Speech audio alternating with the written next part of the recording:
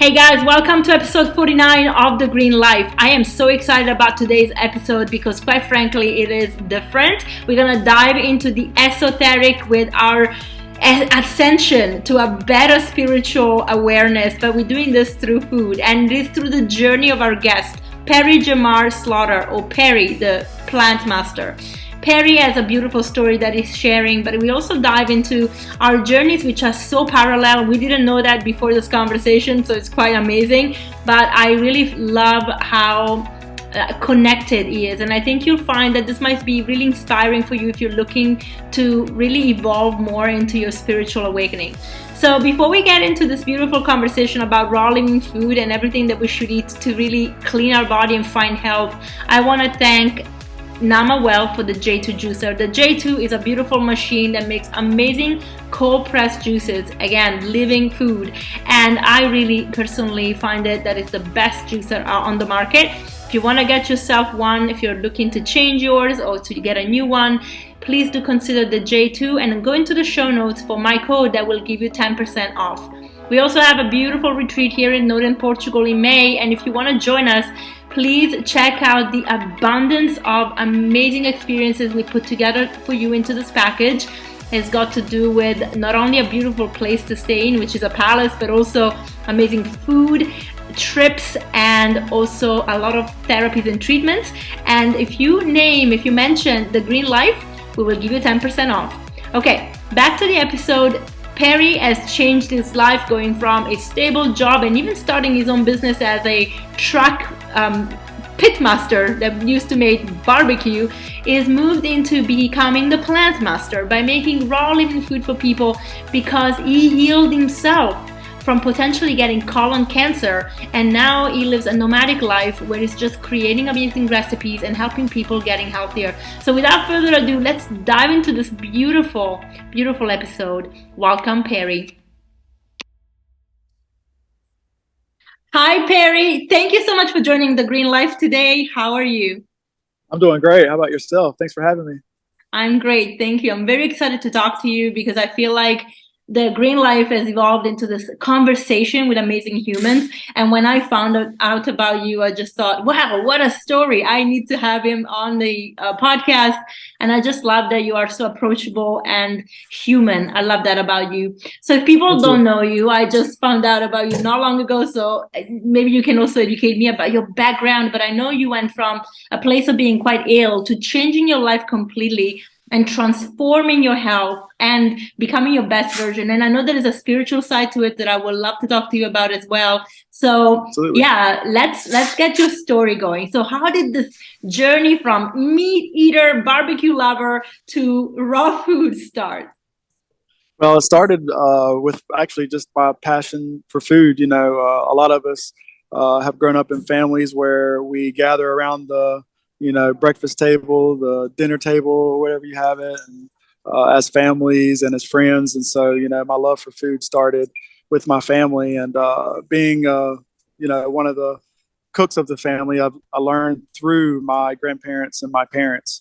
So naturally, as I got older, I took a liking to preparing food because I saw how much it made me happy and others happy. So as a child, I would play with the pots and pans is what my mom used to tell me. And I'd watch them make food and, all those good things. And unfortunately, we're starting to find out now that as we get older, that a lot of the ailments and things we have as far as diseases and emotional and mental traumas stem from a lot of foods and things that we're putting into our body. And I really am glad with the way that I was brought up. I think there's a lot of learning lessons for all of us, and the things that we're starting to come to find out about the things that we need to I don't want to say fix, but address in some of the things that we were brought up as children to believe was okay, or that we were indoctrinated under as far as like our consumption in many ways than just food. But yeah. So as time went on, I never knew what I wanted to do for a career, and so I ended up just following my dad's footsteps once I got out of high school, went to a few years of community college and ended up working for a factory for 19 years. making electric motors and drives. And during that time, I kind of went through a little bit of kind of a down and out kind of slump, kind of off balance a little bit because I'm just doing the same thing every day. And I'm just like, there's got to be more to life than this. So I ended up deciding that I wanted to cook for a living after making the decision that I didn't really want to do that for a living because I loved it. And I didn't want it to be a so-called job because I didn't want to hate it because it was something I felt like I had to do, but I did it anyway. And so I created a catering company out of my home. I sold wings, hot wings out of my house for a long time until, the health department caught wind and were like, hey, man, you got to start doing stuff the legit way. You know what I'm saying? So it was all good. They were nice about it. Most people have humble beginnings and they start that way. And, they got to learn how to do things the correct way by law, So once I started getting a name for myself selling wings and just posting stuff on social media, I started doing catering weddings and parties and get-togethers and such like that. And then eventually started to dream and aspire. I dreamed and aspired to have a food truck, which actually did happen. I worked my way up to the food truck. And then once I got the food truck, I started to serve barbecue because barbecue slowly became a passion of mine as the time that I was doing this wing thing. I really enjoyed the grill. I loved cookouts and I loved the process of smoking meats. So then I transitioned my catering business to a food truck, which I then grew quite a good following, in my community. It's a small community in Virginia, a little rural town, not a lot there, very slow.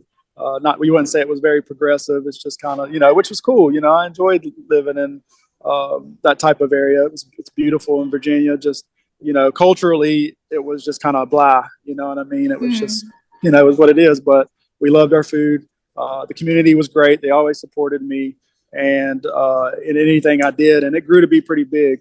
And during this time, I'm still working at the factory, and trying to juggle a part-time job that I've created myself, and then working full-time 40 hours a week and using my vacation, honestly, from that job to do my food truck business, because that's about the only time I could find time between work and both businesses. So with working that much, and then, obviously the not eating well, it started to catch up with me.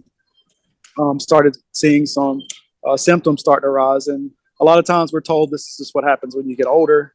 At the moment I am 40 years old. At this time I was around 34 or 35.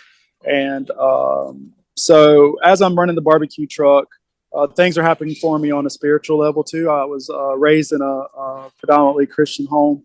My dad's a preacher, son of a preacher man. Granddaddy was a preacher, uncles, aunts, you name it. We were all involved in the church. And as I grew up, I started to question some things that on my own that I just felt weren't lining up for me within that construct. And there's a lot of things that didn't make sense to me, but a lot of things that didn't make sense, and question the things that did make sense for, if that makes sense, if any of that makes sense. But as I evolved and I grew as a person and healed, I slowly started to find that my mind and intellect, which started to shift as well. And back to the barbecue thing. So I was a heavy meat consumer and processed foods, all those foods you're not supposed to eat. Beer, going out with my friends, eating, 30 wings to see how many we can eat. All this caught up with me after a while, and I started to feel bad. I had a lot of inflammation. If I was honest with myself at the time, I didn't feel good. And I would say that most people that are living this type of lifestyle, at a certain point, they get to a point where they don't feel good. They just don't feel comfortable making the change, because then they would be doing something different than what everybody else is doing. And that was one of my issues, and not wanting to change the way I wanted to eat. And so I ended up running into some health issues in the form of hemorrhoids. And hemorrhoids, at the time, I was just told something that happens as you get older. As you get older, things happen. You get these hemorrhoids. It's just, you just go to the doctor, they give you whatever you need or check whatever needs to be checked, and they send you on, But with this particular hemorrhoids I had ended up getting really inflamed. And one day I went to use the bathroom, and a significant amount of blood and pain popped up, and it scared the crap out of me. It was one of my worst nights. Yeah, literally. And, it was one of my worst nightmares, even before then I was a bit of a hypochondriac, because we're so inundated with the fear of disease and even the medicines you have to take. Nobody, if anybody's, again, honest with themselves, nobody feels good taking these medications sometimes because of symptoms and drawbacks that come with whatever you're trying to heal. So I was automatically, even at the stage and unawareness of, a lot of some flaws within the Western medical practices, I still didn't trust doctors all that much. I still would question things and look things up for myself, even in an unaware state. So when I figured out that what was going on with my body, at the time I want to add the spiritual aspect in it, because as I shifted in the way I ate, so did my mindset. So I want to make sure that's clear to everybody that, there is that gut-mind connection, that as you clean out, the mind does clean as well, and things change and things come up and things that need to be worked on. It's a whole process. The healing process is a whole process that's beyond just food. But it started with food for me. And so I ended up going to the doctor, and they ended up telling me I needed to get a colonoscopy. And so I went ahead and did that. I didn't want to do it, but my mom begged and urged me to do it because I always heard colonoscopies weren't always that good practice either. But I needed to know what was going on, and doctors are good for that purpose of they have the equipment and things that we don't have, to where we can at least get a gauge on what we can work on individually. So I went into that surgical process, and they went in and they found that I had some precancerous polyps that had developed in my colon, and they had gotten into a significant size that it could have been really bad, so they ended up going in and cutting those out. And when I awoke, there was actually 4 female surgeons that were doing the operation. And as soon as I awoke, and that's one of the things that they stressed to me, that I needed to really slow down on a lot of my flesh consumption or my meat consumption, especially red meats and so on and so forth. So I knew that kind of already going into it. Like I said, I'm not a dumb guy. I knew that what I was doing to my body was obviously destructive, but this is what we've been told. This is what is a social norm, and that's what I'm going to continue to do to fit in, And I'm just being honest with myself, that I always knew that the reason why I was feeling the way I was the foods I was consuming. It's just the ongoing denial I think that humans go through when they have to go away from something that they truly love and go into any type of change other than the norm that isn't so-called, still isn't delicious food, because, the bad food is what's the good food, Yeah. So even after this warning sign, I stopped eating red meat, but still would consume some chicken and eggs and things. And I saw that my symptoms were really going away. So at this time as well, I was moving out of kind of the Christian mindset, right? And it parallels along with the food, because it to me, when I look back on my own life and the knowledge of self, everything seems to have played out a certain way in the most perfect way on all levels of life, from the smallest to the biggest, all happening at the same time. And so as I'm moving out of this mind of more of a dogmatic religious aspect of who Christ was, I was going out of the church and into what was called being Torah observant, which was the studies of, Judaism, the aspects of why the Old Testament was important. And because in Christian theology, the Old Testament's done away with. So this was this was part of my enlightenment and opening my mind to other religions and other ways of thinking, and the parallels and syncretisms within those modalities or schools of thoughts as well. And so when I started doing this, obviously my lifestyle of eating changed, because within the Levitical laws of Torah, you're not supposed to eat unclean animals and supposed to eat clean animals, you know. And so it kind of started with that. So obviously barbecue was with, you know, has a lot of pork, has a lot of these things that were deemed unclean within the Jewish sect of thinking. And so I eliminated pork and shrimp, you know, and you know, obviously scavengers and things like that that we don't normally eat anyway, but some countries do. But so then that was kind of really my start into wellness without me really even knowing. You know, I thought it was just a clean, unclean thing. I'm trying to make it to heaven, so I don't want to eat a pig. I don't want to eat a cow. You know, that was my mindset. So as I grew and as I learned more about the Torah and the scriptures as a whole, I then ran into the Essenes. And when I started to study the Essenes, it really started to make things click for me with what all these religions are trying to tell us, even in the way that they lived their lives and the way they practiced. And they were healers, and how they would heal themselves and had this uncanny ability to live for long periods of time because of the way that they did live and the way that they treated their temple. And they would then use these, what I would call, I guess, like the parables or allegorical stories to explain things on a deeper level, but in a simpler way. So they would write in a metaphorical way so that people that were not yet able to understand the higher learnings and higher teachings of what was trying to be said in these religious texts, that they could grasp it on a more physical level, more than a metaphysical level, until they gained that knowledge through self-work and self-knowledge.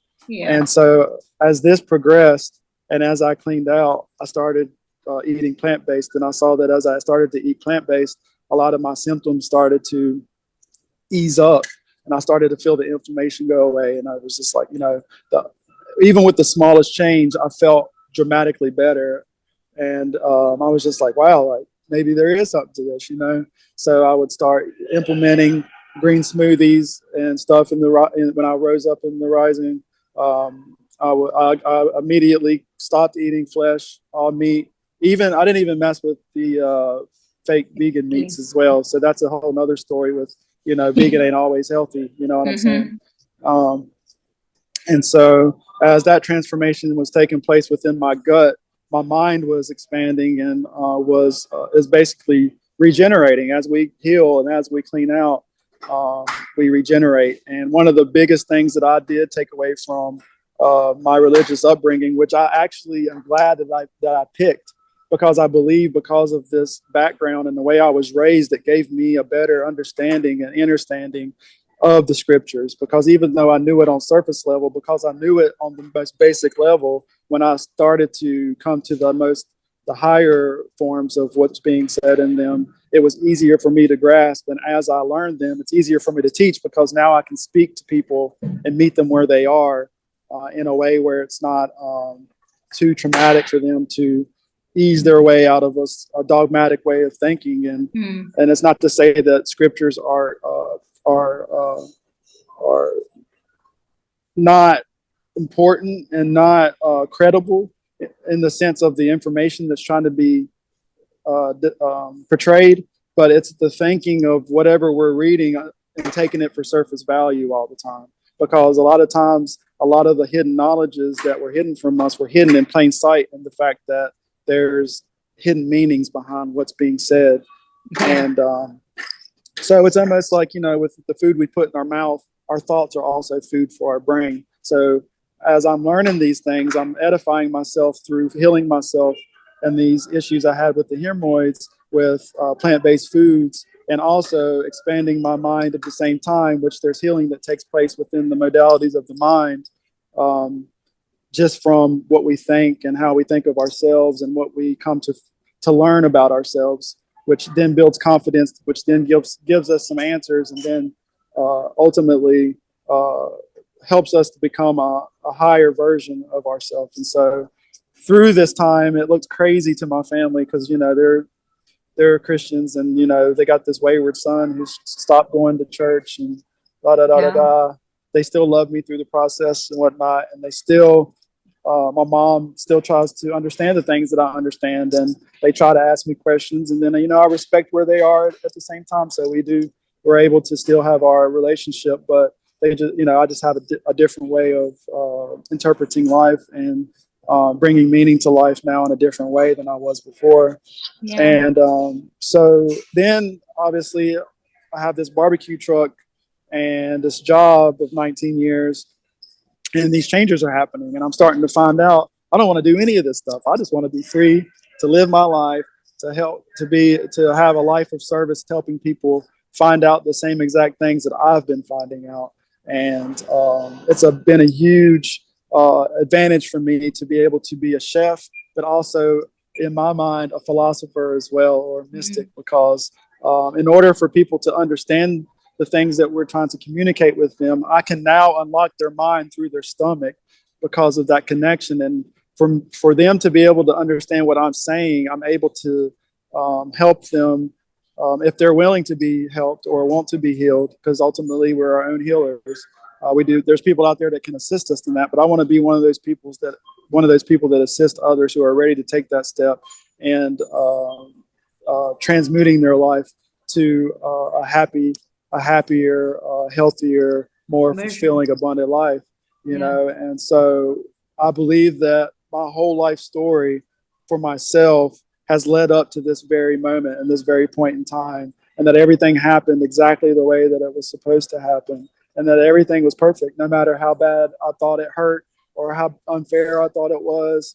All of it worked out to be the perfect storm. And now here I am, went from a barbecue chef, then learned how to make plant-based foods, raw foods, which was also a big part of my healing process. The healing process when I started to get into healing, fasting as well. Fasting is something that I did still take part of in religious aspects, because there are certain feasts, certain times of years that you would observe certain festivals and things like that. So you would fast, and so I was already kind of practicing those things. It's just that now I understand the difference between literal worship and what we would consider just self-care. Because as I found out, and a lot of people are starting to find out, that the creator that we seek that's not in our body is actually within our bodies. And that the temple that's spoken of in a lot of these scriptures and ancient writings is that of the body, of the temple, which is the best creation that's ever been created in all of mankind, is the human body. And it's just really exciting to have this metamorphosis of like this death and rebirth type of story in my life, because like I said, it just anytime I hear anybody else's story, it's very inspiring to me, and I just want to be that for other people as we're going through this universal shift, and everything is shifting from the microorganism all the way up to the macro. Everything's changing at its specific time, at the same time, and it's just exciting to see all this taking place, and to be able to talk about it is pure joy to me. So wow, there's a lot to unpack here. I love it. There are so many parallels. Like I used to work in banking, and at the same time I started studying to become a coach, and I was having this duality as well of going to the office and then working for myself to start my business on weekends, evenings, and holidays. And I only really took the leap to leave banking in 2015 after I also became a yoga teacher, and I was plant-based. Going plant-based opened up my mind so much, because as you said, you heal your gut. I had IBS for the longest time, and I also had a very poor relationship with food. I just had a very disorderly relationship with food, coming from an eating disorder when I was younger. So all of that went away, and everything starts to heal, because our creator made us perfectly, because we are part of him. So we heal, we regenerate, as you said, and everything started to kind of shift. And of course, we're always growing. Like, we don't know what we don't know, but if we are open, we just keep on growing, keep on learning, and our perspectives shift so much.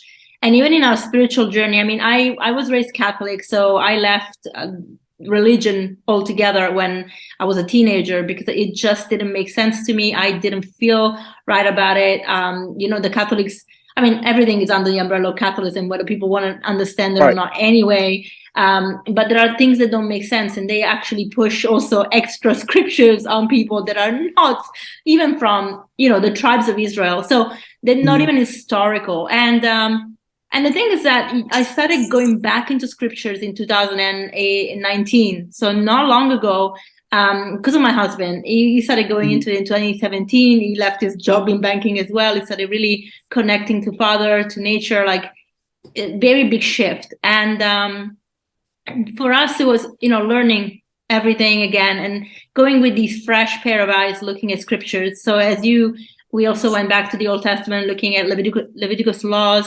looking at the Torah. Now, there are, as you said, there are so many more books that are not even included in the Bible. And also people have to understand who gave you the Bible that we have now, because, the white man, and I'm white, so I'm going to say that, the white man has changed everything. They made, even Yeshua, or Jesus, as now it's called, and it's Cesare Borgia, like it's the image of Cesare Borgia. It's not even Yeshua.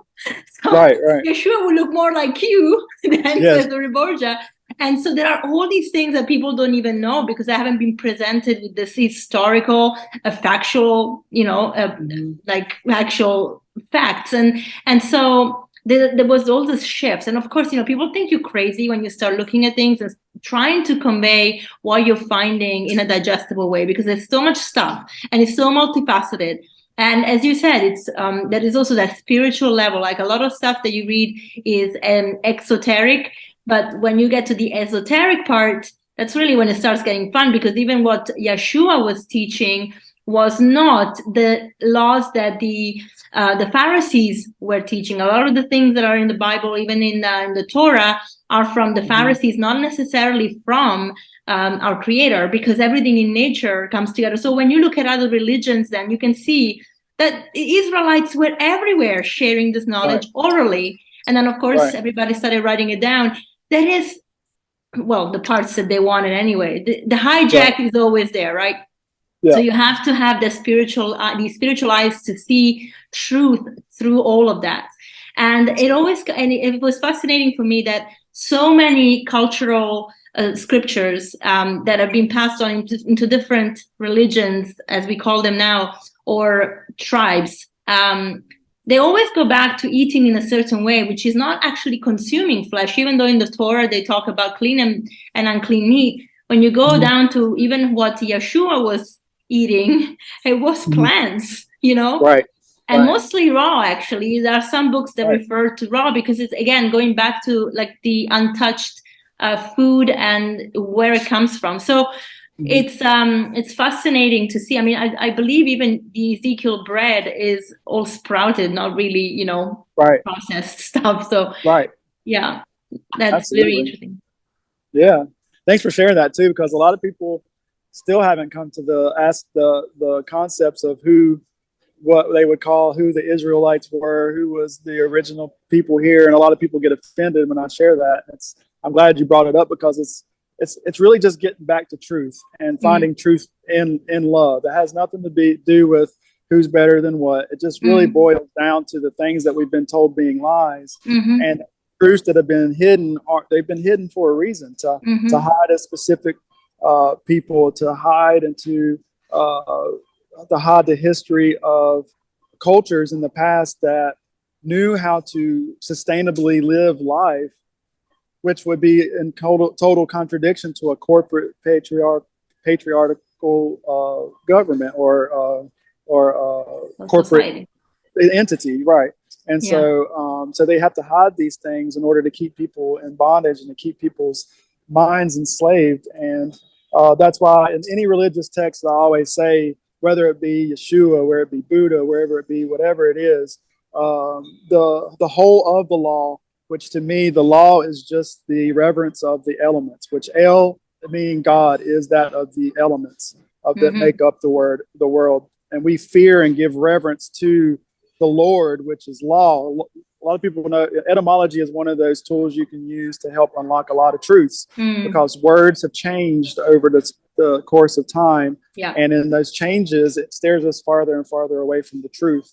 And we know that the truth lies within the word, right? The spoken word, as you said. And so when you start unpacking these words and what they actually really mean, Lord is that of the law, which is length and width. If law, L-A-W, is length and width, which is the measurement of something, how far you can go with something, or that's how you judge, right? And so you mentioned that a lot of the things that were portrayed in scriptures, especially in Leviticus and the books that they've hidden.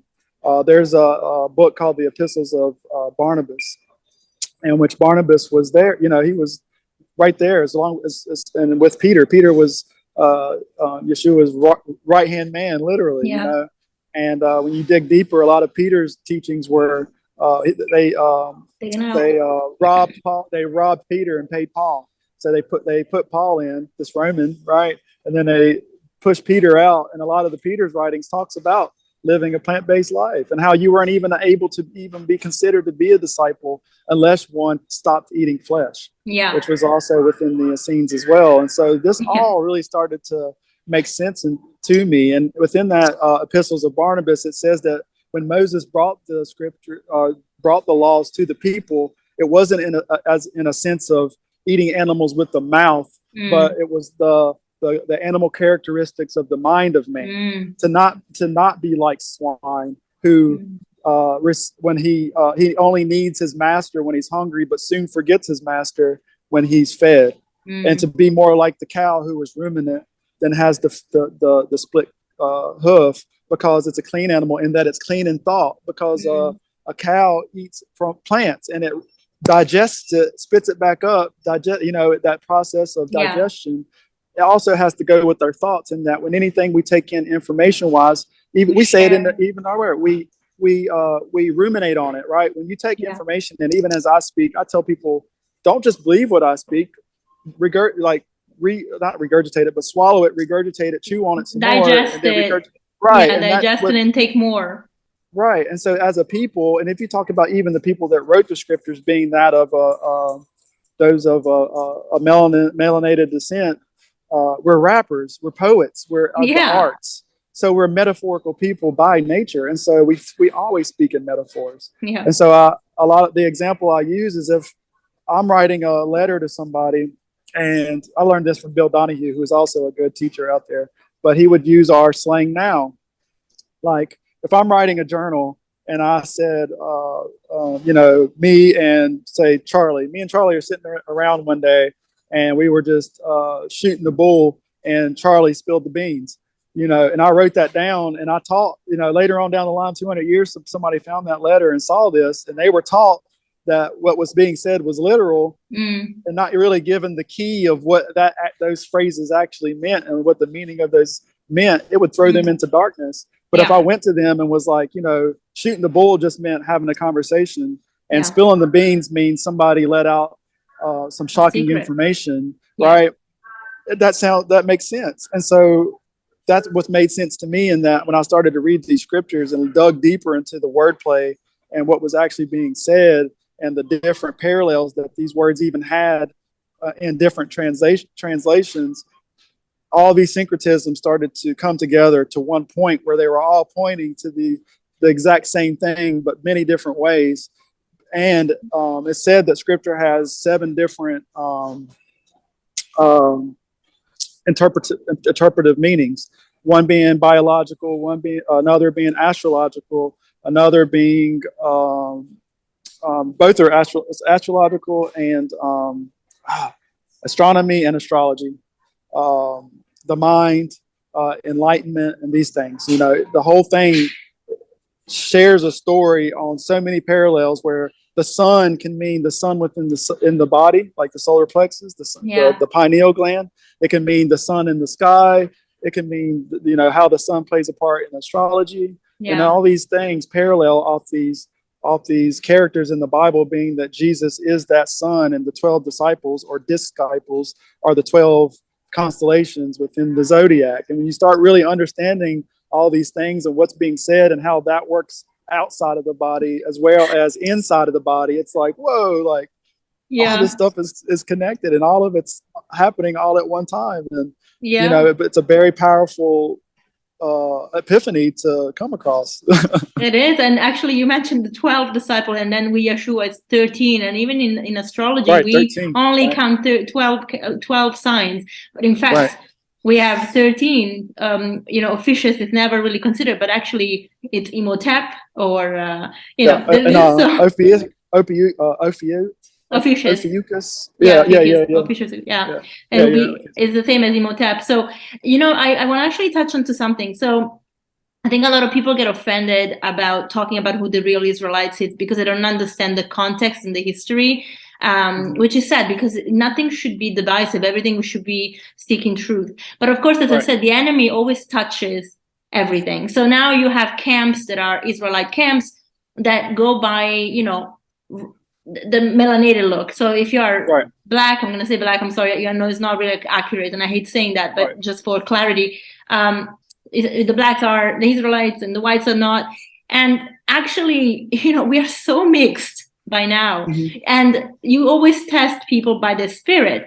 And I know that you agree with this. We need to remember who we are. And the people that do remember, that's again, it's a test of the spirit, because you cannot know what wasn't passed on to you. So, you know, there are a lot of people that are waking up and they're all shades, you know, all shades. And there are a lot of people that are melanated that are not actually Israelites, but whether like it or not, they're sold out or whatever. So if people understand that, the offense will get less, because now we're testing people by the spirit.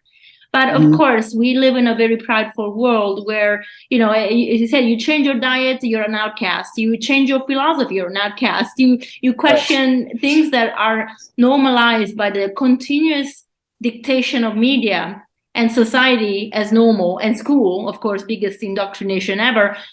You're an outcast. And it's not about being like, okay, fine, we can be outcast, but if you're seeking truth, the truth is we are not going to fit in a society that is built on lies, period. Absolutely. You know, and the more we eat a clean diet, as in you are not poisoning our body with processed foods, with things that are not even meant to be in there, the more clarity comes to you, because we go back to source. And, you know, with that connection with the Most High, like, you know, that even the analogies that are in the Bible, that the different levels that are in any scriptures really that are parallel, they are connected to our chakras. I mean, we are the tree of lives. Like, we have all the elements of the tree of life. You cannot ascend to Keter from Malkut if you're not doing all the work throughout all the points of the tree of life. So it's very important to do that work in all aspects, from the food to the philosophy, to the mentality, to the understanding of nature, how we're part of it. So I think it's really powerful that you kind of, you know, did all this work. And I can totally relate to this, because it's true. You start with one thing and then all these other things unfold. And I think that's probably the hardest part for a lot of people, because one thing is to change your diet, which, you know, now is becoming a lot more accepted to go plant-based, even whole food plant-based, because we have amazing doctors that I even had on the show that are educating people about the importance of not just being vegan. And you mentioned, because vegan can be just as unhealthy, if not more, to an omnivore diet. But it's about actually being whole food and you know, and like really eating real food. Now, that is important. So a lot of people are becoming more open to that. But then, you know, then we have to just cover all the other aspects which people are not necessarily talking about. And of course, the enemy also creates division all the time. I mean, it's not even coincidence, I think, that as the plant-based community grows and people want to be healthier, the carnivore diet starts coming out with rage, you know, like it's better for you, like all these very kind of, I will say seductive in brackets, because absolutely they're not, but convincing, seductive personalities that come out and they're really sure. And, you know, it's like, this was never a thing. Like omnivorous, everybody kind of knew that was how we grew up, but now it's like carnivore. Now we became lions all at once. What's going on here? But it's not a coincidence that it came out now that the plant-based is more accepted. So you can see the enemy is always trying to push people to the other side.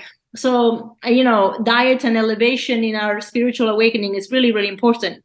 I really believe that a body that is free as much as possible of disease, although we are attacked by all sorts, like spraying in the air, and there's poison everywhere. But Right.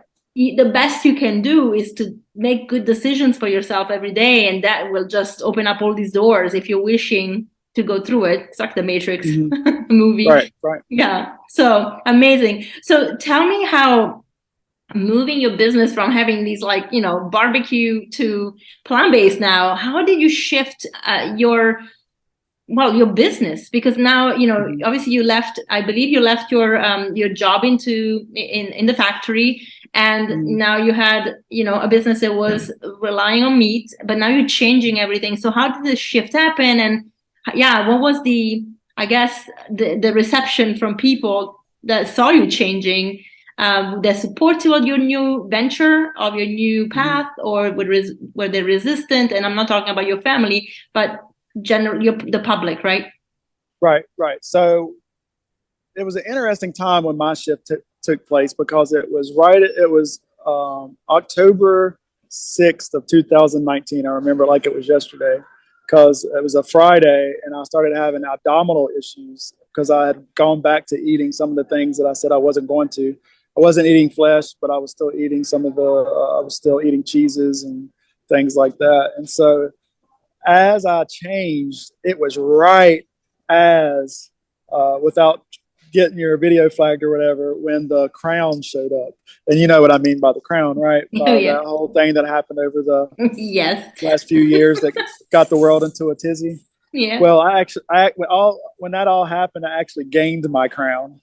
And that's what I believe that was actually being talked about during that time. I think there were people that reacted in fear, and then there were people that took that opportunity and reacted in a way of getting out, right? And so that, as I changed the way I was eating, that popped up, and then that gave me the perfect escape route to quit my job, because they were implementing practices and requirements that I wasn't comfortable with complying with. I went through the proper channels of getting exemptions from these what I feel like were controlling modalities of my own personal life, and they were getting too much into my personal life, and I wasn't willing to put my face into a facial recognition machine that read my temperature and these things. And so I became kind of a little bit of the thorn in the side of the job I was at, because I was so vocal and so passionate about keeping my sovereignty, what I had at least control over. Yeah. And as I saw that where this was going, and kind of knew it, this was kind of how I already knew where all this was going to go before it even happened. So with that happening, I quit my job of 19 years, right? And people thought I was crazy. My dad worked there as well. My dad's a predominant figure within the community I live in, being that he's a preacher, and he's very much looked up to. Very great guy. He's a great guy. Great guy. Couldn't have picked a better father in my incarnation. But they didn't understand what I was doing, but they understood where I stood. But they were just like, oh man, I guess PJ's he's crazy, But then my mom, she was looking at me like, whatever makes you, mom, how mom, I love mom. Moms are the, big mama's boy here. So she was just like, honey, whatever makes you happy. It doesn't matter what I think or your dad thinks, whatever. If you're miserable, go do whatever it is you think you need to go do, and be happy doing it. Just make sure you keep in touch with me. And I was like, all right. So I quit my job, and then at that time, I just quit my barbecue business, and I just shut it down. There was no soft comment. Like, it was just like, I'm done with this, and there's no better time than now than pull the plug. So when I quit my job, I had been there for 19 years, so I had my retirement. So what a lot of people don't know, I guess, is during the time of the crown, that you were able to pull your retirement out without penalty, and you would only have to pay tax. And so a really good friend of mine who was an accountant, he's on the same mindset I was about what was going on around us, and he was like, it's probably a good idea for you to go ahead and get that out of there and do whatever you need to do. And I was like, all right. So I did that, and my intuition was already being like, ding ding ding ding, This is your way out. So it was literally the perfect storm. I was able to quit my job. I did so comfortably, and I was already practicing to be a nomad. I was mentioning to you that I live in my truck. When I say I gave up everything, I gave up my 2-bedroom upstairs, downstairs townhouse, which I was very comfortable in. The rent was great because I lived in the country in Southwest Virginia. And at the time, my freedom was more important, and all the things that I accumulate were the anchor in my life that was keeping me bound to a life of servitude. And so I freed myself not only from the bounds of food that I had collected in my colon, packed up, and I also, in a different parallel, got rid of the things I've collected in my own physical life that I had around me that I thought was comforting, because it's beyond, like I said, it's beyond food. It's in the things we own. It's in our thoughts. It's, any disease, I believe, forms when there's an overabundance of something and it's not being eliminated correctly, right? And that can be like a hoarder, right? Or somebody who eats too much. All these things are the same, and it can cause instability and imbalance in the life, which it feeds disease. And that's what we start finding out as we start cleaning out. So when I quit all those things, people were like, I'm crazy. PJ's crazy. I think I got called a cult member. Like I was in a cult because I was studying Torah at the time. And so we to all been there.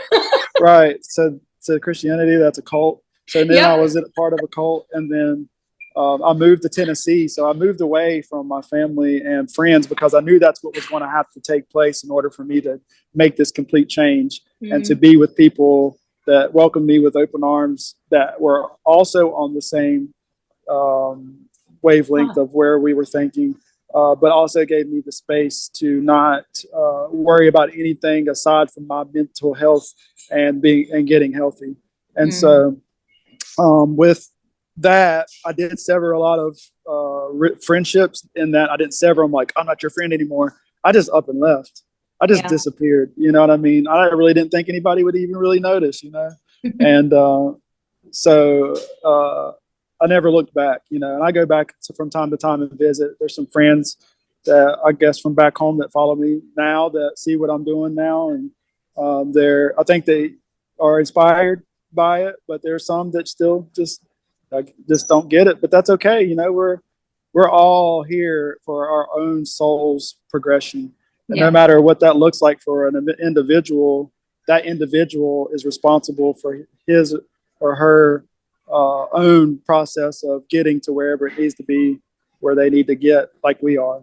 And that might take time, more time than it takes another person, or whatever, however that looks. But I'm just glad that in this time and space that I'm here, that I came to the awareness, and I have come to the knowledge of who I am. And not only the knowledge, you mentioned about having the knowledge. It's not just good to have the knowledge. The knowledge is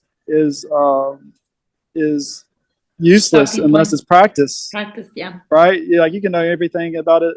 Like if I was a vegan chef and all I talked about was how I did this and I did that, made this food, but I still ate a standard American diet, like nobody cares about that, how much knowledge you have. I mean, your credibility goes out the window. So what I love about knowledge is my ability to have the drive to live it out, not just know it, but take that knowledge and put it to practice and show people that it works, and show people that it takes time, and show people what these scriptures and what these writings are talking about, aside from just a historical figure in a Bible that had 12 people following it. It's bigger than that. I'm not saying that didn't happen or whether it did happen, but what I'm saying is there's more information in these texts that shed light on something that's so amazing and so incredibly powerful and life-changing, that everything that I heard people talk about in church is actually what I'm experiencing now, and I'm not even going anymore.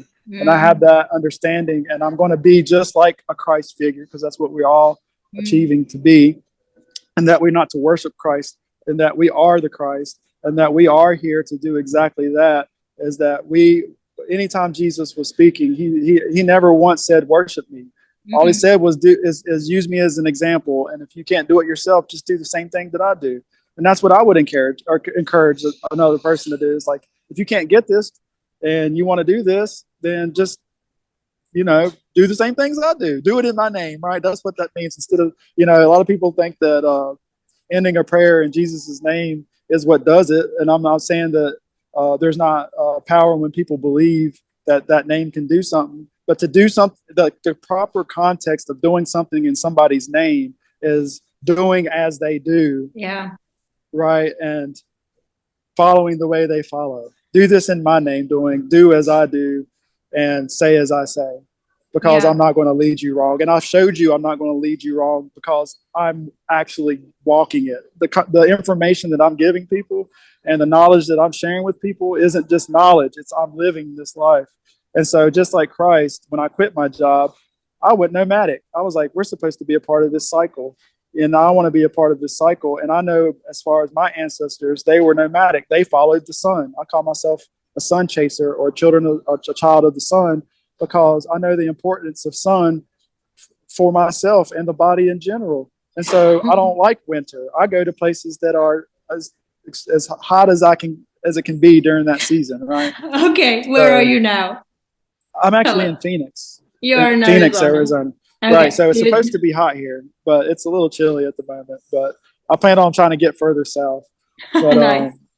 But now that I live in my truck, I feel like what they're trying to separate us from is our natural way of living. And when you get away from a natural way of living, then you invite opportunities for unnatural things to happen to the body.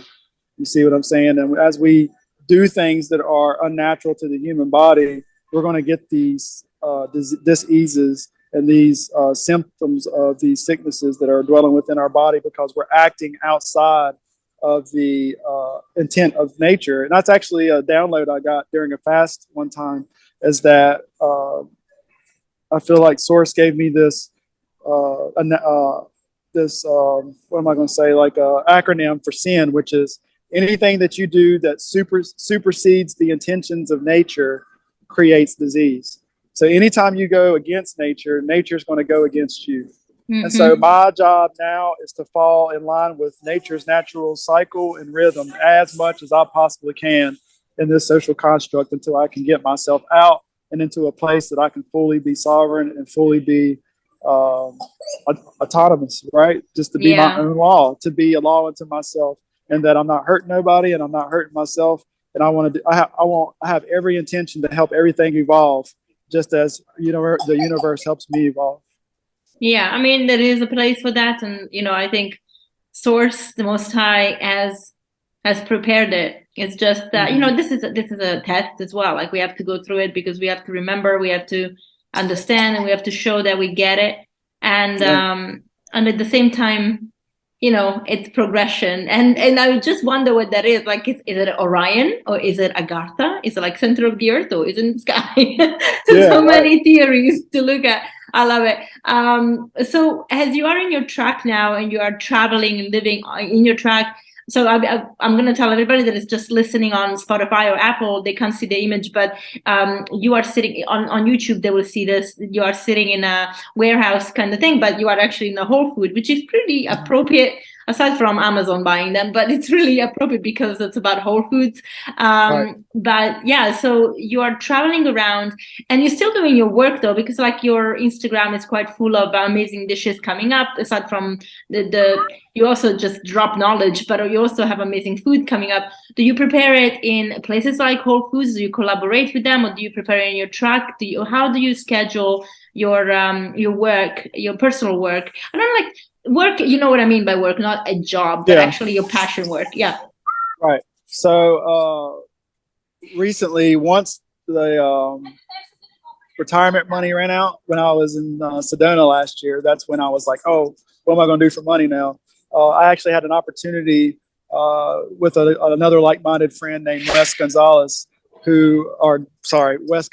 always say Gonzalez, but Wes Gomez hit me up. Very talented videographer, full of ideas, and he's just got a bright future ahead of him in the things that he wants to do. But he reached out to me and asked me if I wanted to make a course. And so on 11/11 of last year, I created what's called a ReBirth course, which shows people that are wanting to transition from cooked plant-based lifestyle to a raw, I created a simple, easy to understand course, which helps lay a foundation for people that want to transition and are not sure how to make food in the raw form. And so as a person coming from barbecue into really pretty much going straight into raw, I wanted to help alleviate some of those anxieties and those struggles for people that want to transition and make it, kind of simplify it for them and show them how easy it actually is and how much more effective and how much more practical it is in an everyday life, even a busy life for work. But that's one way that I was able to start producing some passive income.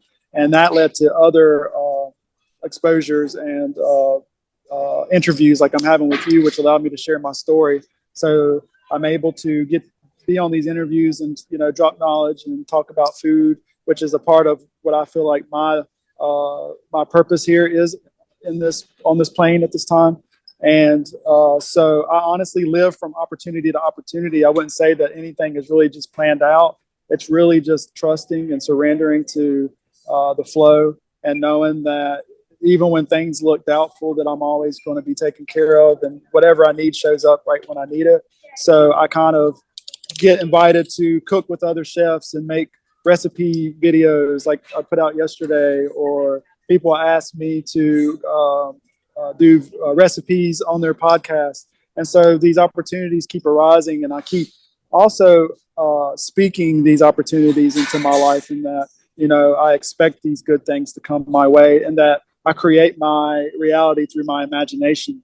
The more I learn about myself through astrology, human design, all these systems of self-knowledge, I find out what I'm good at, my niches, what I should gravitate towards, what I shouldn't gravitate towards, when I should do certain things. And that's really what becoming master of self is knowing how to navigate within the womb of this world, which is a womb, right? And so we're on these waters, and I tend to say that I'm like a surfer. You're just sitting there out waiting for that next wave, and sometimes it's boring, and sometimes you got to be patient, and then you see that good wave start coming and you start paddling, and then that wave takes you. And that's basically what I do. I just wait for opportunity to propel my life towards my purpose. And it's been a real pleasure to just kind of surrender and let go and just trust, and which is hard for me because I like structure, structure is fine, right? We all need some structure, but I believe that the middle path for me is the way to go, and that I can have some structure, but I can also be very spontaneous and just go wherever I please as well as being a wanderer. So I find a lot of my work just meeting people and making connections with people, like people like yourself, and lead to other opportunities. So it's exciting, Very exciting. It's a beautiful life. Well, I really hope our path will cross in person some point. I am trying to start. I have a retreat coming up in May here in northern Portugal, and it's a new concept that I've embraced, because obviously as a yoga teacher, you want to do yoga retreats, but actually my calling, like yours, is to really heal people and to help them really understand what to put in their bodies to be healthier.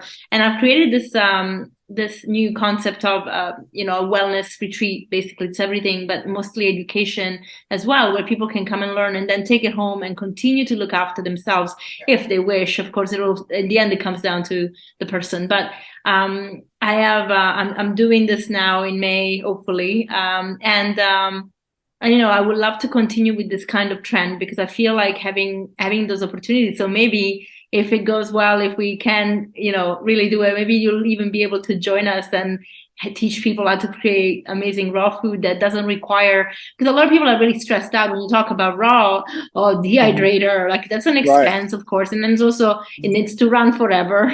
And then it takes time. And, if you are like busy, it's impossible. And I started, and I must say, I was always a little bit afraid of raw, because obviously, and it's a fun transition for me, because I studied nutrition in my 20s. It was all about, the macros and understanding the macros. So obviously things like protein that get just like so much airtime, and you need to have these high level, like these high quality protein that only come from animal. Then you learn later that's not the truth. So I went back to school to learn again. And now I'm actually studying holistic nutrition. And although it's not plant-based from the perspective of my lectures, because they do teach a very, I guess, balanced, they don't take side per se. It's mostly plant-based, but not vegan. I still managed to actually capture all the information and bring it towards that. And raw has just been coming up for me, especially because I had a bit of a fallout on my kind of health journey in 2018. It was a very stressful time. We moved from London to Portugal. Things were happening. There was like cultural shock. I felt very stressed. I had family around, like people that I even had to sever relationships with because they were toxic for me. But basically, I gave myself type 2 diabetes, and I reversed it. And a lot of it was with raw food. Not because I wanted to be raw. I just naturally kind of started having more raw food. And now I actually know that I feel the difference when I have even a cooked meal versus a raw meal. It is amazing what happens to your body. Now it's hard to do when it's freaking cold outside and we live in a farm and the stone walls don't help the temperature. But I mean, it's unbelievable the amount of energy, and that there is something that happens into your body. It's like the cells are waking up, and telling you they love you. It is unbelievable. So I really see this, and I would love people to actually see this transition, even if they don't want to go fully raw and they want to just add more raw into their diet, like they can do it so easily, and that it can be affordable. Because of course, like I remember in London when raw became a thing, I mean, you could buy raw wrap, but you had to pay like £14 for it. Who in their right mind are going to spend like £14? I mean, okay, in today's money, £14 almost feels like free, but at the time, it was like, whoa, yeah, a lot of money for 2 wraps. True story. And I think it would be so nice if we could make that happen. So let's just really focus and pray about it. Let's I'm sure the Most High will I think the Most High is putting people together in one way or another. I mean, I randomly found out about you and I was like, this guy is awesome. So I can see that coming to fruition at some point, I'm quite sure. So so tell me, so the course is online, so we'll post it in the show notes, because that would be really amazing. And then I believe you also have an ebook. And is the ebook the same recipes as in your course or different ones? Right, it's the same ones. Some people just wanted the ebook, not so much the course. The good thing about the course is it's pre-recorded, so people can work at their own pace. You can go back to it and find whatever it is or stop. It's beautifully designed, and the course is basically the same recipes as in the ebook. And the ebook actually comes with the course. So I actually, not just because it's the course, but it is cheaper to get the course than the ebook, because you get both ebook and the course. And the videos, but some people are seasoned and they don't need somebody to show them how to operate the kitchen. But I wanted to give people, and people were asking for me to supply something that would help them access ways to learn how to do it. So I wanted to make it as simple as possible, because really, we shouldn't as humans, we do overcomplicate things a lot, and again, the things that we overcomplicate tend to have repercussions, right? Especially when it comes to digestion. And so I wanted people to have something that they could build on from a firm foundation, because anything that we build, the structure and integrity of the building always reflects the structure of the foundation, or the integrity of the foundation. And so I believe that this course will have value throughout time, just because I believe as people and more people start to come to this knowledge of being able to heal oneself through plants, that it'll be a timeless asset as time goes on. And I've gotten really good feedback from it so far, which is more than anything for me, more than the money, because I'm not in this for money. I'm in this for the growth and expansion of the mind and of this universe, because as we grow, the more that we can get away from this structure of, and this is just my opinion, of money, and get back to really loving each other and not monetizing off each other, but building each other up and sharing and bartering with people. I'm a huge man of community. I believe in community. I think that as individuals, we can achieve a lot, but together we can achieve even more.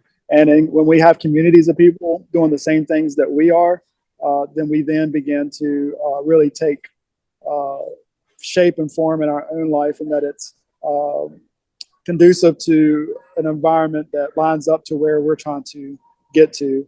And as we come out of this system, or this social system that we're finding that we don't fit in anymore, that there's going to have to be some split, and there's going to have to be some people who start communities where we are able to live the lifestyle we know that's best for us, aside from this corporate construct that just tries to monetize off of how much we can buy and our sickness and all that. So I want to be one of those forerunners, and I'm sure you want to be as well in this new earth, or this what we call this new heaven that is forming here on this earth, that we're getting back to a place of where we can be truly who we were meant to be, and that's content in a world where everything was designed to be for us and not against us in all aspects. And so this just right here lights me up more than anything. Conversations, the growth and expansion of everything that's happening is just incredibly exciting. It's out of this world. I never thought I would actually get to witness something that's happening like this in my lifetime. We always talk about, we'll never see this in our lifetime, but we're actually seeing something pretty magnificent right now in the shift in people's minds and what era and age we're in this world, and the shift that's taking place. And it's quite amazing to see with how much speed things are starting to awaken and remember who and what they are. Yeah, absolutely. And I think by April 2024, this will look very different. We actually came here to Portugal to create just that. So we bought a farm, an old farm with quite a bit of land. We really were hoping that our friends, and I think this is where even in our circle, we were hoping our friend would follow suit and come over, especially with the pandemic. They would actually see that things were shifting and that they would actually want to get out. And I know that a lot of our friends and family are in the US, so it's a little hard because we are in Europe. My husband is from New York, so a lot of his friends are there, a lot of his family is there, or Tobago. It's hard. Like, I wish, I don't know, one part of me would really love to live in the US, but I know it's a very challenging place right now, so maybe not ideal to move there, especially because now I have 6 dogs, 3 cats, and I keep on rescuing everybody. So soon we'll be having cows, and for real, like, I'm actually working on opening a sanctuary, but we were really hoping that people would come, and especially as a lot of Americans are coming to Portugal, by the way. I mean, they're wealthy and they are getting their golden visa, but there is a way to do it without all that emphasis on how much money you actually invest, but just coming here and creating a community, because that's one thing that I feel is missing for me here. There are a lot of wonderful people that are like-minded, but not really at all level, like, I guess not really on the same path. And I would love to have the people that we have connected with to come over and actually start a proper community together. That would be the dream. So yeah, we were sad that a lot of our friends just didn't see it, and they were the people that we thought would actually be woken up by what happened in 2019, that they were so keen to go back to life as it was. They were ready to compromise, and that was a bit heartbreaking, because that just shows, a weak spirit, sadly. But again, you try and educate people, you have to love them as they are, whether you are still connected or not, but I think I at the beginning, I was so passionate about sharing, logic and like, how can you not see this? That I lost a lot of friends. Yeah, I can say the same too. Yeah. So I actually, in retrospect, I'm like, I should have just shared and be like detached, but I really cared for people. And actually, I know a lot of people personally that even lost their lives after they took the carrot.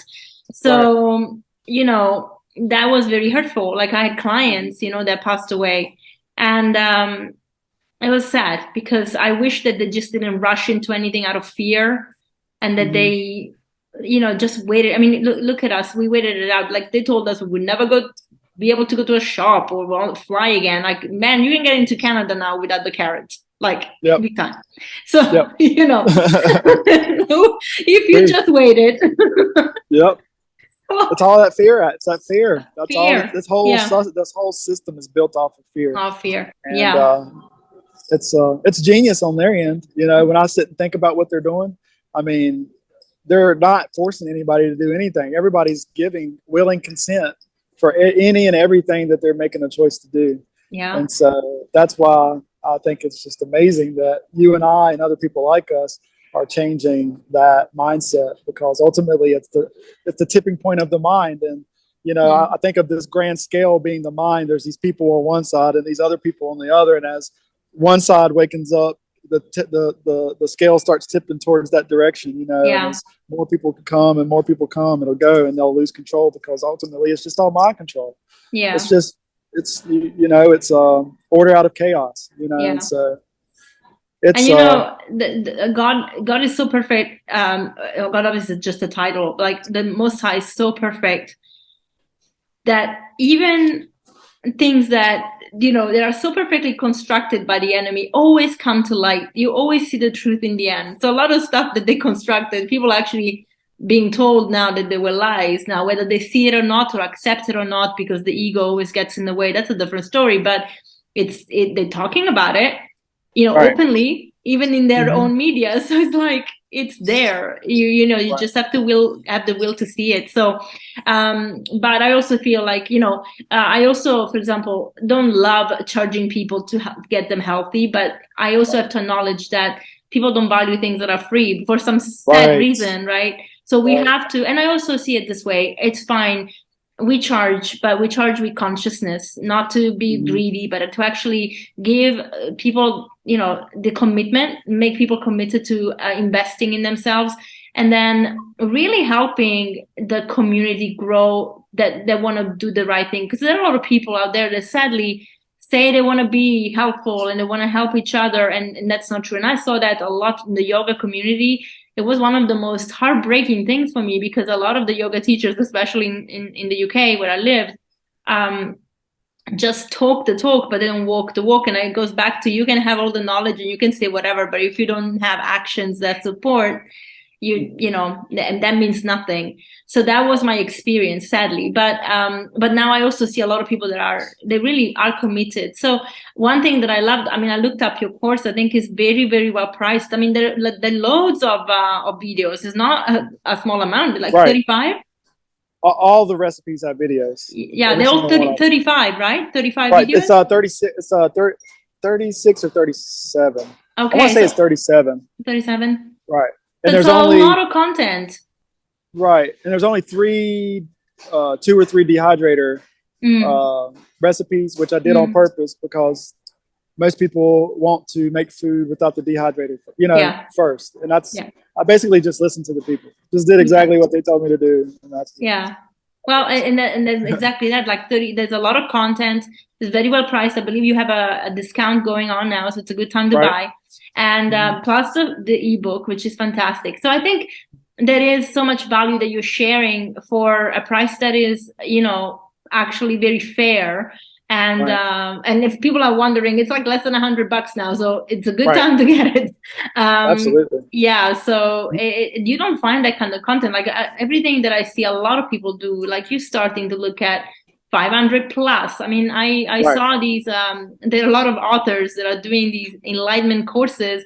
I mean, you got to dish out from $1,500 upwards, and who has that kind of money all the time? Like, what I mean? Things are getting hard. Like food is getting expensive. The last thing you can do is really pay that much for a course. I mean, and not that they don't have value, but we're not realistic about what people can afford, which I think is sad, So I also believe that we need to be fairly pricing. And the only reason I don't give things for free anymore is because when I did, nobody showed up.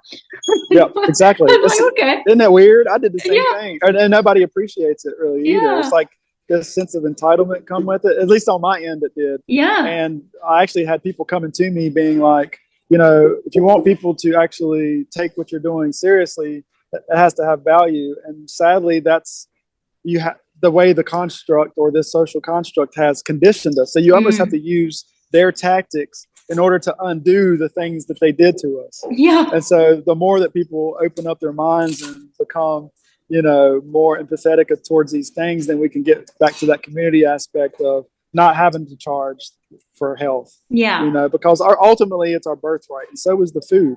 Yeah. Right. The food that comes from nature ultimately is being changed through these companies, because you can't patent nature. So the only way to patent nature is to create something from that way. Then if you take something, I had this download sitting in the Whole Foods.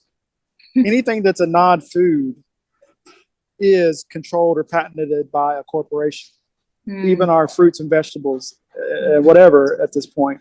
So they, on a universal law stance, it's kind of futile for them to try to sell us something that you can just get from nature, right? So they have to pull us away from that. And also, it's our birthright to have free food, right? So in order to monetize off of that and make it to where it's illegal to take something for free that's ours, but then put it into the hands of a corporate business, is to patent it so that they own it. And then if they own it, then you can get in trouble for having something that was initially for free. Yeah. You see what I'm saying? Because the Mother Nature gives freely. Not only freely, so much. We go to the grocery store and get a red pepper.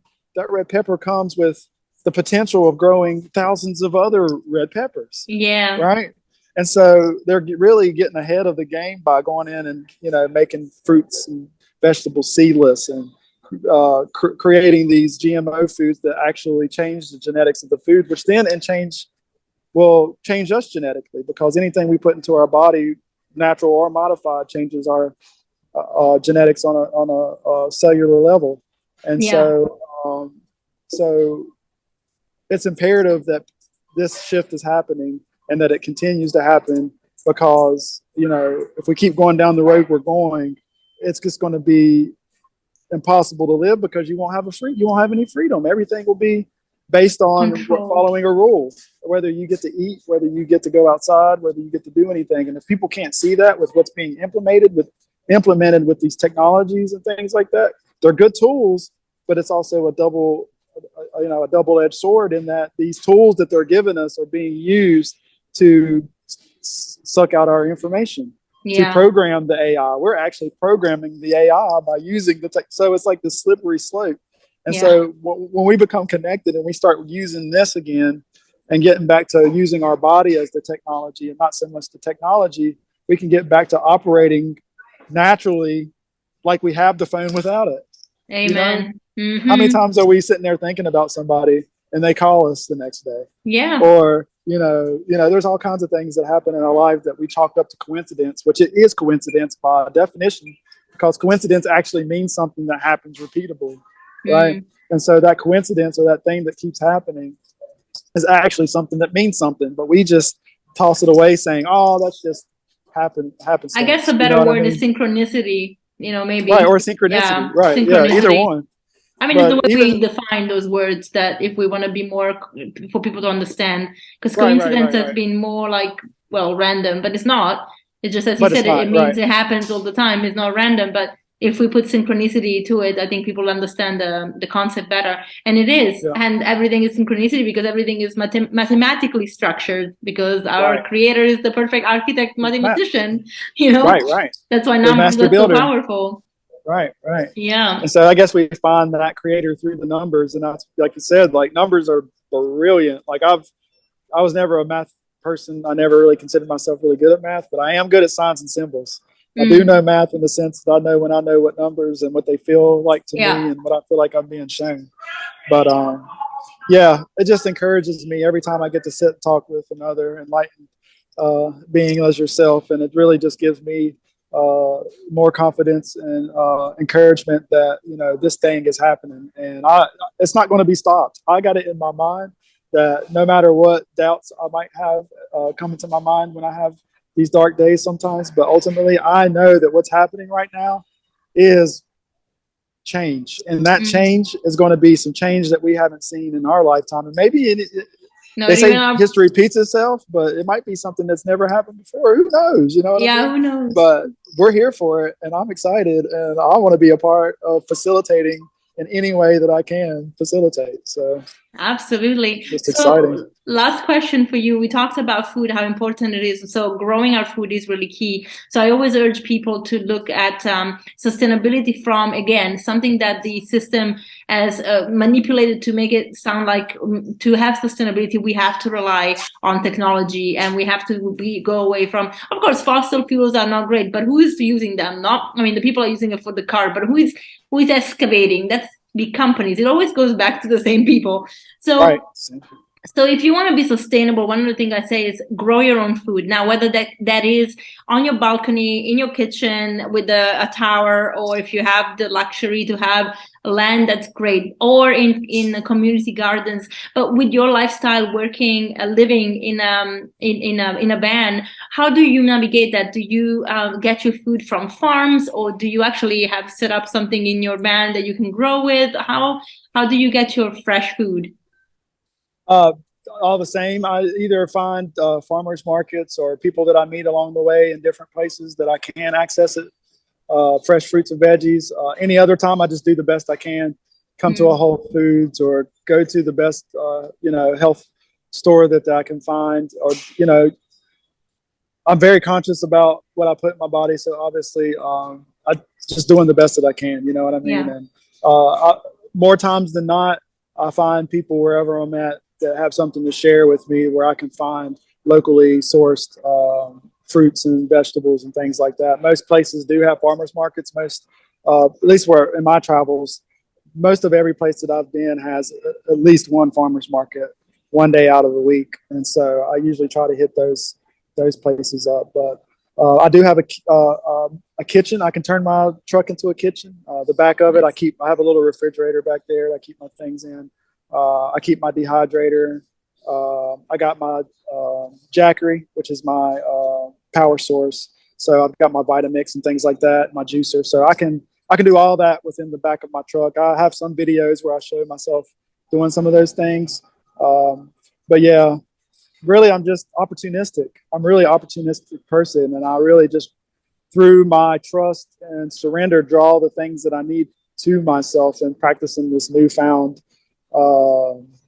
skill that I have with creating my reality with my imagination. And so as I hone in on that, even the idea of money for me is that I can create everything I need without money, but it helps to have it. I need gas and things like that. And until I can get good at getting everything I can with my mind, then I'll continue to offer services and stuff to people that are going to help them in their wellness and have implications on their future that are going to send them to a higher place and not a lower. And so if I do get money, I have something that I have that I can give in exchange that's worth more value than what the money really is, obviously, because anything that we're sharing or anything that we provide is priceless. More valuable than the money, right? Because the money is not backed by anything at this point anymore. So, so honestly, I'm opportunistic, and everything seems to just work its way out, which is one of the things you talked about, fear, the fear of leaving, right? It's like the Truman Show. I was scared to death to leave my 19-year job. It's my comfort zone. But one who really finds who they are and surrenders and looks fear in the face and says, screw fear, I'm gonna go out here and do this anyway, will ultimately find. And I've heard other people like me with similar stories that I've seen on the road, that their life dramatically changed when they stopped fearing and just started trusting and knowing that you can create anything it is that you need, and or go look for it. We all have that capability to do so. And it's just a point of getting out of the comfortability, because comfort and convenience is cool, but ultimately it will atrophy some other thing, right? And so just like I say, if you put your arm in a sling for a certain amount of time, it atrophies, and then you lose the ability to use that arm. So with comfort, if you do something so much, you lose the old way of doing it, you'll forget the old way of doing it, which is ultimately what's happened to us consciously. So we're now going back to the old ways of doing things, which is the better way of doing things, because then we don't have to depend on anything outside of ourselves to be able to thrive. We go out of surviving into thriving when we know that we have whatever we need inside of us already. So yeah, that's a beautiful way to end. Thank you so much for your insight, your journey. Thank you for sharing. Thank you for being open about everything. I really appreciate it. This is a very different episode on the podcast. We haven't delved so much into this spiritual level, but I think it's really important as we progress as humans to really understand what's going on there too. So, and mostly because we are spiritual beings having a human experience. So this vessel will end, but our spirit won't. So I think looking after our spiritual well-being is really, really key. And I love the fact that our food can help us do that. So thank you so much, Peri. I really appreciate you and your work, and everything will be in the show notes. And I hope that as this episode comes out in March, this is the new year. And a lot of people don't know it, but it's the new year. I'm a March baby too. And you're a March baby? 8th. Yeah, 8th? My husband is March 5th. Oh, wow. I know, you That's guys. awesome. You need to meet. And That's cool. And I think, it's going to be a beautiful new year. And I really, with this episode really coming out, I think, it's brilliant. So thank you so much for everything that you do. I really appreciate it.